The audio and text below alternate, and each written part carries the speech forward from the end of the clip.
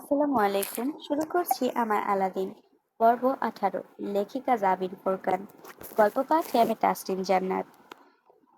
রাস্তা ধরে গাড়ি এগিয়ে যাচ্ছে। ড্রাইভারের পাশের সিটে বসে আছে সুগন্ধা, পেছনের সিটে ইরাম, তার কোলে ইজান চুপটি করে বসে নিজের হাতে ধরা একটা ছোট খেলনা দিয়ে খেলছে।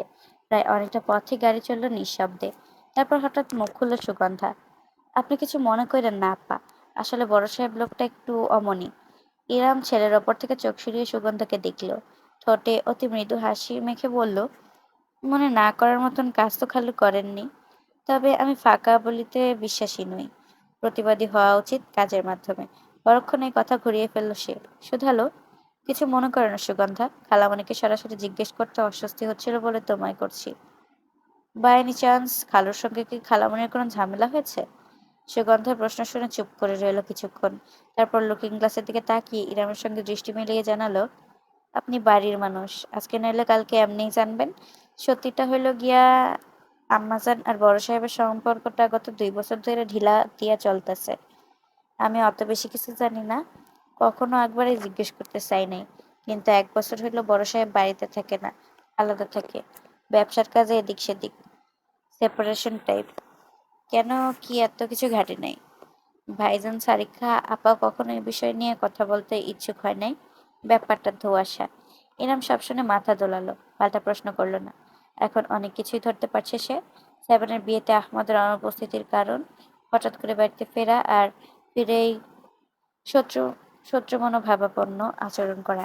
আহমদ উদ্দিন আর সামিয়া মুন্সির সম্পর্কটা জোড়াতালে দিয়ে চলছে। ভেতরে অনেক অজানা কাহিনী এবং কিন্তু থেকে গিয়েছে।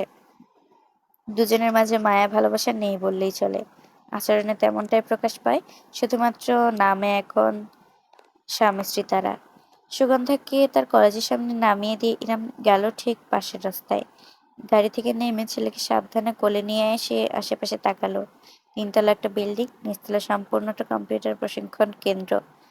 ইজান মায়ের বুকে চুপটি করে শুয়ে আছে। ছেলের মাথা ছোট্ট একটা চুমু এঁকে পায়ে পায়ে ভেতরে ঢুকলো ইরাম। ঢুকতে রিসিপশনের মতো একটা জায়গা। একজন হিজাব পরিহিত মেয়ে বসে আছে কম্পিউটারের পিছনে।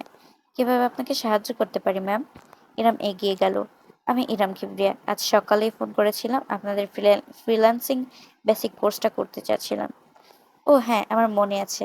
আমি ফর্ম রেডি করে রেখেছি ম্যাম, আপনি ফিল আপ করে দিন। মেয়েটা ফর্ম দিল। ইরামকে এক পাশে থাকায় সোফায় বসতে ইশারা করলো। রমণী সেখানে বসে ধীরে ধীরে ফর্ম পূরণ করতে লাগলো। পরিবেশটা পছন্দ হয়েছে ইরামের। বেসরকারি হওয়ায় একদম শান্ত পরিপাটি স্থান। ভিড়ভাট্টার বালাই নেই, ছোটখাটো একটা স্কুল টাইপের জায়গা। ইরাম যখন ফর্ম পূরণ করছে তখন আশপাশ দিয়ে যাতায়াত করা গুটি কতক ছেলে মেয়ে ফিরে ফিরে তার কোলে বসা ইজানকে দেখছে। এক বান্ধবীর দল তো উত্তেজনা সামলাতে না পেরে কাছেই চলে এলো। ইজানকে আদর করে গেল। হাতে চকলেটও ধরিয়ে দিল, যেটা অবশ্যই ইজান খেতে না পারলেও প্যাকেট জিভে গুঁজে চুষতে লাগলো। ছেলের কাণ্ড দেখে মুচকি হাসলো ইরাম। টাকা জমা দিয়ে কোর্সে ভর্তি হয়ে গেল মেয়েটি হয়ে গেলে মেয়েটি বলল, ম্যাম আসুন, আমি আপনাকে আমাদের ক্লাসগুলোর একটা কুইক ট্যুর দিয়ে দিই। তাহলে পরের দিন আপনাকে কিছু খুঁজে পেতে কষ্ট করতে হবে না। ইরাম খুশি হলো।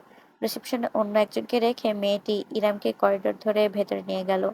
আশেপাশে স্কুলের মতো কয়েকটি ক্লাস, প্রত্যেকটি কম্পিউটারের এবং টেবিল দিয়ে পরিপূর্ণ। একটা ছোট লাইব্রেরিও আছে, তার সঙ্গে লাগোয়া একটা বিশেষ রুম। এখানে মিটিং, ভাইবা, পরীক্ষা ইত্যাদি কাজ করা হয়। মেয়েটি বাতলে দিল মেয়েটি বলে দিল। মোটামুটি চারপাশ ঘুরে দেখানোর পর তারা যখন ফিরে আসে তখন ইরাম জিজ্ঞেস করলো, আর আপু, আমি যে রিকোয়েস্ট করেছিলাম সেটা? জি, বাচ্চাকে সাথে রাখার ব্যাপারটা। এই ডিমান্ড আমাদের কাছে আগেও এসেছে এবং আমি দুঃখিত, এই বিষয়ে কম্প্রোমাইজ করাটা কষ্টকর। আপনার সঙ্গে আরো অনেকে কোর্সটা করবে। যদি তাদের সমস্যা হয় তাহলে কর্তৃপক্ষ হিসেবে আমাদের দায়িত্ব সকলের সুবিধা অসুবিধা বিবেচনা করা। ইরামের চেহারা ঝুলে পড়ল। ও আচ্ছা। মেয়েটি থেমে জানালো, তবে মানবিক দায়িত্ব কোণ থেকে বিষয়টা বিবেচনা করা হচ্ছে? কারণ আপনার মতো আরো অনেকেই আছে কিংবা ভবিষ্যতেও আসতে পারে। আপনার বাচ্চা যদি অন্য কারো সমস্যার কোনো কারণ না হয়, তবে সেক্ষেত্রে বিশেষ বিবেচনায় কিছু ক্ষেত্রে উপস্থিতি রাখা যাবে। বাকিটা কর্তৃপক্ষের ফাইনাল সিদ্ধান্তের ওপর নির্ভর করছে।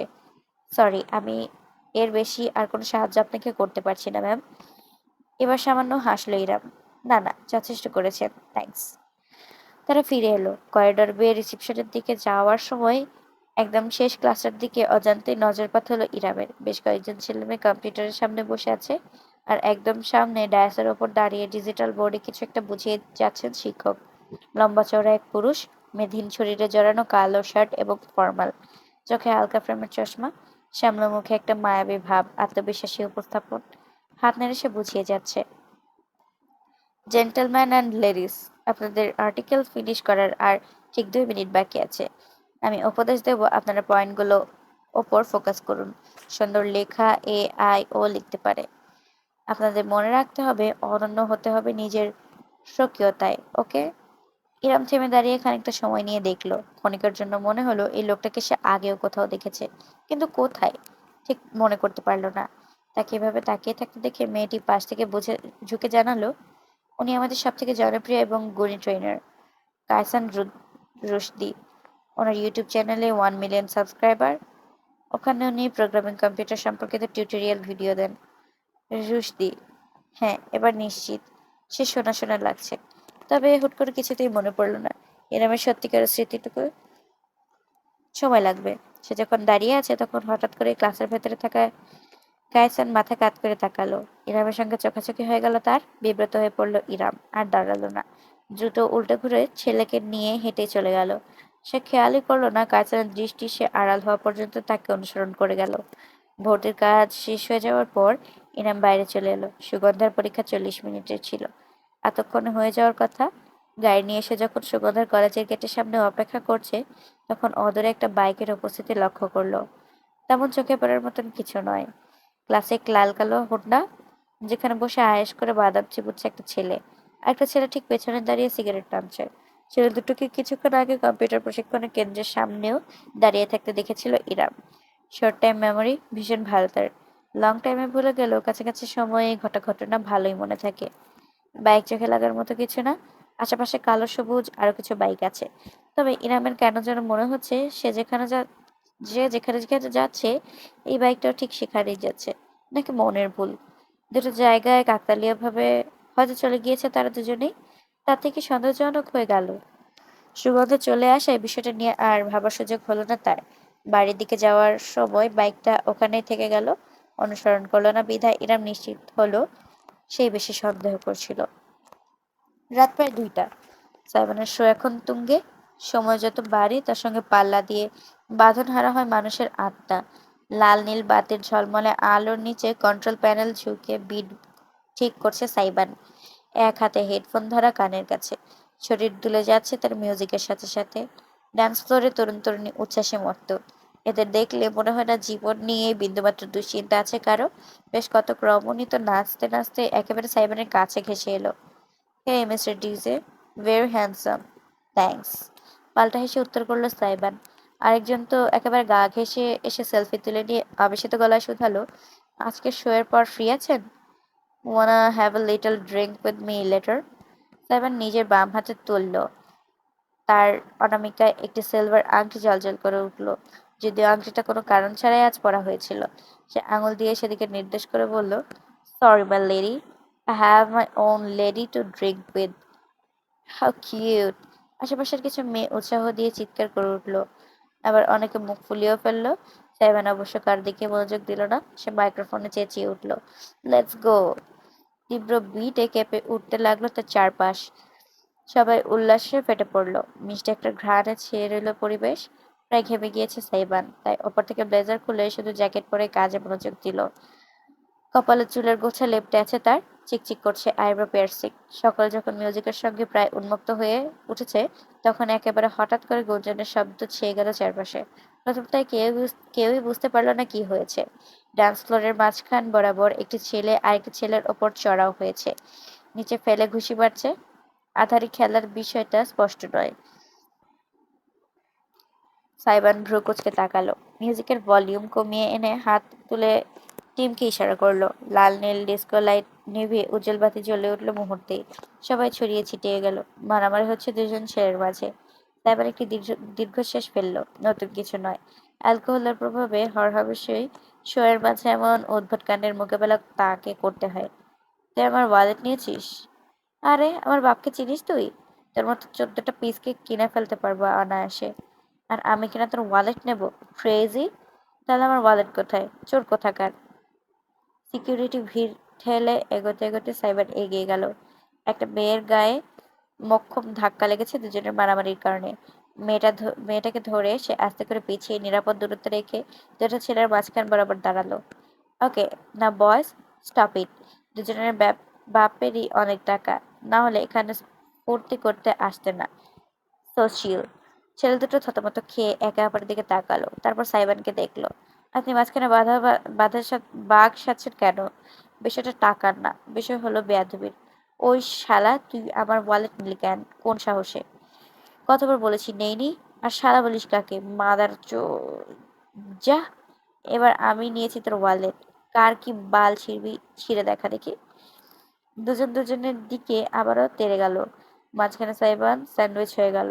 একেবারে যাচ্ছে তাই অবস্থা। সিকিউরিটি এসে ঘিরে ফেললো। দুজনকে একে অপরের কাছ থেকে ছাড়াতে চেষ্টা করলো।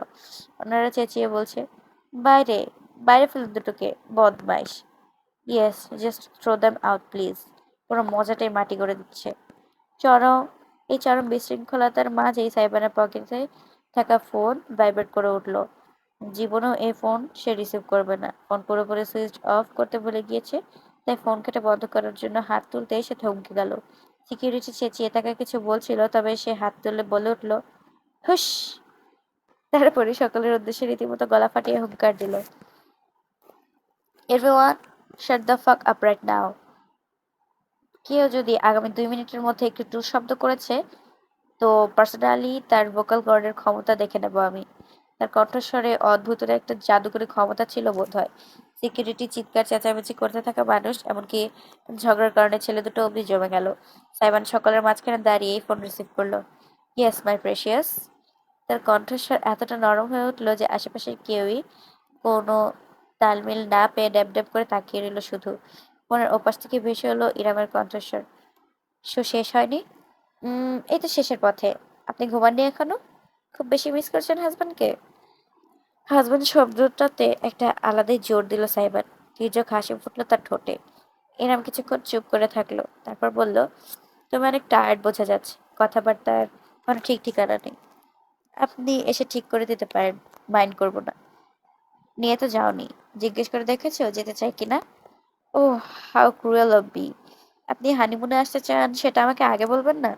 আলাদিন! চেহারা দেখা না গেলেও সাইবার নিশ্চিত এখন ফোনের ওপাশে থাকা ইরামের গাল দুটো লালচে হয়ে উঠেছে। উজ্জ্বল শ্যামলার ত্বকে লালচে ভাবটা দেখলেই তার কেমন পাগল লাগে। ভাগ্যিস ইরাম কাছে নেই। তার কথাবার্তার ধাঁচ লক্ষ্য করে ইরাম বিষয় পাল্টে ফেলল। যাকগে, শোয়ের মাঝখানে ফোন রিসিভ করলে কিভাবে? আপনার জন্য শুধু আমার শো কেন, দুনিয়াটাও বিরতিতে পাঠাতে রাজি আছি। বুঝেছি, সিলেট গিয়ে তোমার মাথা আসলে নষ্ট হয়ে গিয়েছে। বেশি বেশি চা খাওয়ার চেষ্টা করো চায়ের দেশে বসে, তাতে যদি মস্তিষ্কের জটটা একটু খোলে। খিলখিল করে হাসলো সাইবান। মস্তিষ্কের জটে জটে আপনি পাকিয়ে গেছেন, এত সহজে খুলবে কি? এনামের দীর্ঘশ্বাস ভেসে এলো। আশেপাশে কোনো শক্ত জিনিস থাকলে মাথাটা বাড়ি মেরে ঠিক করো। আর হ্যাঁ, শো শেষ হওয়ার সাথে সাথে সোজা হোটেলে গিয়ে রেস্ট নেবে, খাবে, তারপরে ঘুমাবে। আমি কালকে আর ফোন দেবো না। দিলে উল্টোপাল্টা কথাবার্তা শুরু করবে। রাখছি। যথাক্কা, পার্ট টাইম আম্মু, full time wifey. Good night. Bad night. আপনাকে ছাড়া আমার নাইট কখনো গুড হবে না। ফোনটা এবার সরাসরি কেটেই দিল ইরাম। সেবান ঠোঁটে হাসি মেখে ফোনের স্ক্রিনের দিকে চেয়ে রইল। একেবারে জ্বালিয়ে ফেলেছে কয়েক মিনিটেই। ফোন পুনরায় পকেটে ভরে মুখ তুলে সে ভরকে গেল। সকলে এখনো একদম চুপ করে বাধ্য শিশুর মতো দাঁড়িয়ে তাকে দেখে যাচ্ছে। সেবান বাঁকা হাসলো।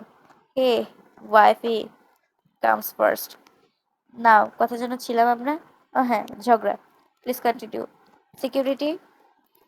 সাইমনের সঙ্গে ফোন কলটা অভাবনীয় ছিল। এখনো বুকের ভেতর ধুকপুক করছে ইরামের। ফোনটা কান থেকে নামিয়ে সামনে তাকাতে সে অবাক হয়ে গেল। বিপরীত দিকে সোফায় বসে থাকা সাবি এবং সারিকা দুজনেই তার দিকে রীতিমতো হাঁ করে তাকিয়ে আছে। আজ এমনিতে অনেকটা রাত হয়ে গিয়েছে। সামিয়া ফিরেছেন কিছুক্ষণ আগেই। সারিকা নিজের কিছু ব্যক্তিগত কাজে ব্যস্ত ছিল। আর ইরাম রাতে তৃতীয়বারের মতো উঠে যাওয়া ইজানকে পুনরায় ঘুম পাড়িয়ে নিচে নেমেছিল। তিনজন রমণী অপরিকল্পিত এক চায়ের আসরে বসে গিয়েছেন। অতঃপর সামিয়ার চোয়াল ফাঁকা হয়ে গিয়েছে, অপরদিকে সারিকার চোখ দুটো রসগোল্লার মতো বড় বড় হয়ে আছে। ইরাম একটা ঢোক দিল। কি ব্যাপার, তোমরা এভাবে তাকিয়ে আছো কেন?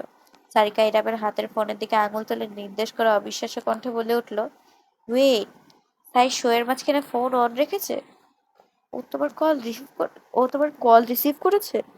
দ্বিতীয় অবিশ্বাস্য বাক্যটি ছুটে আসলো সামিয়ার তরফ থেকে, যার পরও নাই হতবাক তারা।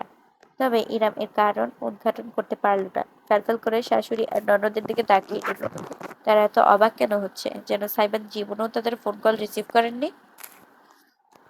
আসসালামু আলাইকুম, কেমন আছো তোমরা সবাই? এই পর্বটাও কিন্তু এখানে শেষ। ইদানিং পর্বগুলো অনেক ছোট। যাই হোক, আবার ঠান্ডা লেগেছে, আমি অনেক অসুস্থ, জ্বর, আরো অনেক সমস্যা। তো তোমরা সবাই আমার জন্য দোয়া করবে, আমি যেন খুব তাড়াতাড়ি সুস্থ হয়ে যাই, আর তোমাদের জন্য জানি খুব শীঘ্রই পরবর্তী পর্ব নিয়ে হাজির হতে পারি। ততক্ষণ এই ভিডিওটিকে লাইক কমেন্ট শেয়ার করে দাও এবং আমার চ্যানেলটিকে সাবস্ক্রাইব করে আমার পাশেই থাকো। আল্লাহ হাফেজ।